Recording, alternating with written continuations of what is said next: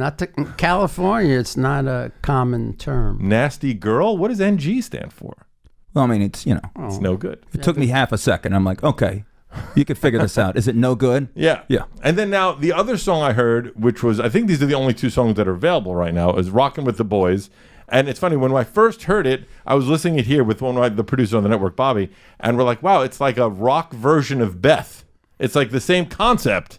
I'm hearing that, but believe it or not, I had no idea in my mind when I was writing it that it had any connection with Beth. I had written that chorus in the 70s, and pretty much it was about touring with Kiss, because we were always on the road. Right, for sure. And but I was never happy with the verses or the choruses. I mean, the verses and the bridge. So I ended up erasing everything, but keeping Anton Figg's drumming. And Anton Fig, for those of you that don't know, David Letterman Band and Vinnie Vincent Invasion. Good guy.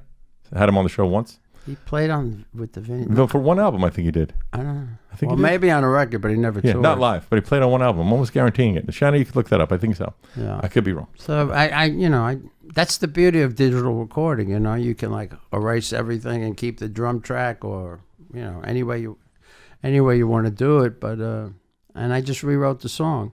Kept the drums. When you do that, and the album comes out, do you? Because I don't know much about the music business, but you pay Anton for the session, or does he get paid when sales go through? He was already paid. He paid flat, and that's it, right? You don't get paid anything further. He doesn't get residuals. Because, like, for instance, I know that at one point you were replaced on some of the Kiss records. Yeah. And what happens to you at that? Like, if you were getting residuals, if they take you off, you don't get residuals anymore. Is that correct?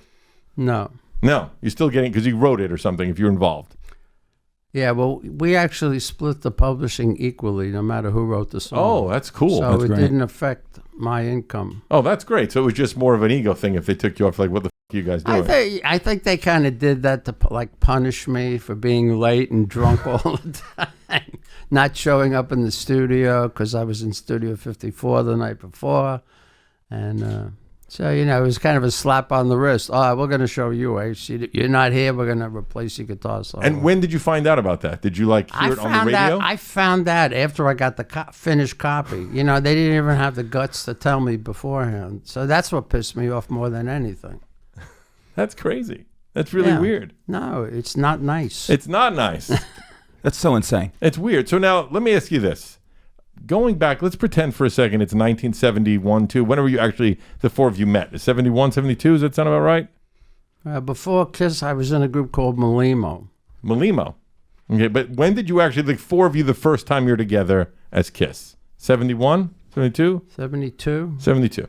And now you're each coming up with your personas. Like, we are going to be these larger than life, for lack of a better word, superhero type characters on stage, right? No, we were superheroes. Superheroes, for sure. I mean, amazingly larger. As a kid, owning the Kiss comic book, the one that supposedly you guys dipped your blood in, like I had that, like all that stuff. But what always perplexed me, okay, you, the spaceman, obviously now I understand your father worked with NASA. It kind of almost makes sense. But this larger than life reality of a space guy, right? And then Gene is a demon, and it's like this evil bass with a dark tone bass guy, right? Well, he was into horror films, right? Still, it worked. It worked larger than life. And then there's the Star Child, this guy that could in the movie could shoot laser beams out of his eye, and he's literally born from a star. All this amazing stuff, and then a cat. Yeah. Did you guys ever say, "What are you doing, dude? Maybe go beast or something a little larger than life"? It's just a cat. He's got a cat fetish. What are you gonna do? Peter was the cat. Did you never try and talk him out of it at all? No. For some reason it worked. But I remember when I met Rachel, my current wife, she said, she told her aunt or something, or her sister, I'm seeing one of the guys from Kiss. And the girl immediately said, not the kitty cat. Well, yeah. When Peter leaves and you get in a car, I'm sorry, Peter.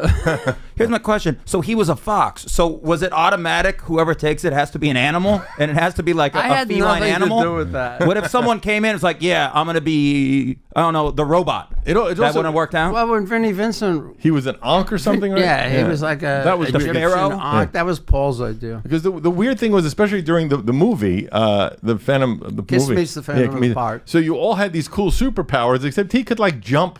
You know, it just was so weird. It just everybody else felt larger than life, and he just felt like a guy that was good at acrobatics. You talking about the kitty cat? Who came up with that persona first, you or Paul? Because I always felt like that was almost too close. Like if you're Space Ace, I'm not gonna pick Star Child after. I'm gonna come up with something else. I'm going to tell you the truth about Paul's makeup. Originally, he started off with a circle around his eye, like the dog in the Little Rascals. Okay. And it was my idea, and I said, Paul, why don't you try putting a star there instead? Really? Wow, could be a dog and He cat. won't give me Dog credit, and cat. though. Dog and cat. Maybe that's He's what never it was. given me credit. Was it? Did you guys like run through 100 different ideas? No. We only had a couple of different ideas, and then once we settled on the persona, we just developed it over the years. Well, the circle just seems so much less cool. There's nothing cool about a circle. Maybe you thought it was like a black hole star. Maybe. I have no idea what went through his mind. What if Peter was the first one to pick, and then the rest of you just picked animals? Would not have been as awesome. It would not have been as awesome. Yo, I'm the goldfish on guitar. Nah, man, that ain't working out. Goldfish? Was he last? I wonder. Was he? I'm sorry to harp on this, but it's always bothered me. That's the last stretch. I don't Yes, remember has to be. what order we It just seems so weird. finalized our characters, but you know, from a little kid, I was always fascinated with sci-fi films, The Twilight Zone, space travel, you name it, anything with technology and stuff. So I mean, it was a natural extension of my personality. Do you, in this day and age, do you still keep up with that? Like, do you follow Neil deGrasse Tyson? Do you follow anything that's going on in the world of that stuff? Does it still fascinate you? Yeah, I'm a tech nut. Are you tech savvy? You can do things with computers and stuff? I used to hot rod them. Really? Computers? You can't do it anymore. I mean, the old Macs, you could take out the processors Right. and put in new ones and overclock them. So Now it's hard to do. When I was 15, I was wanted by the FBI for computer hacking. They literally came to my house. Congratulations. Yeah, it was crazy. I was scared. Wow. It was before the internet. It was just called BBSs and stuff, and I got terrified. Like, they literally badge at the door. I was supposed to go to jail for 3 years and a $300,000 fine, but because I was 16, my father got a lawyer, and after like a couple of months of my pants, we got off. But that was pretty scary. Kind of like what happened to Matthew Broderick. Yeah, exactly. Matthew Broderick. Right around a year War after that Games? movie came, like War right Games. after War Games, Yeah. like 1 year after. That's kind of the movie that inspired me to get into it. Yeah. And then, boy, did that scare the shit out of me. But to this day, like, I built some of the computers here. I'm very into the tech. I feel that when you're staying current with what's going on in technology, you're never going to feel like the old dude that's like, what's the Facebook? Like, just not knowing, you stay current. I think that's important. I mean, I remember living in, what's the place where Hillary Clinton lived? Chappaqua, New York. Mm-hmm. I was living there, and I got my first gigabyte hard drive. It was like this big, and it cost me $1,000. And now, you got those little cards Yeah, that are the SD card. size of the nail on your pinky, and it's a terabyte or something. And it's crazy. It's really wild. Technology has gone nuts. The field, I think, in my lifetime that has been the most exponentially improved is video games. You look at when in 77 playing Atari 2600 to what a video game looks like now, it doesn't even seem like it could have happened in one lifetime. I still love Space Invaders. though. I still miss that. I don't like that it's realistic. It gives me a headache. It is weird. It used to be there's something charming about with like Space Invaders or any of those old joystick games that any idiot could just sit down and start playing. Yeah. Now you have to like I'm just trying to play Spider-Man right now. It takes me like 2 weeks just to get used to the controls. I can't play anything not a sports game modern because I can't walk. And then I feel like the dumbest 40-year-old in the history of life because I can't walk in a video game. I miss Dig Dug. Dig Dug was great. Remember how scared you get when that dragon comes, that was great. poorly drawn dragon shooting that horrible fire? There's a great documentary, if you've never seen it, if you're into old video games, called The King of Kong.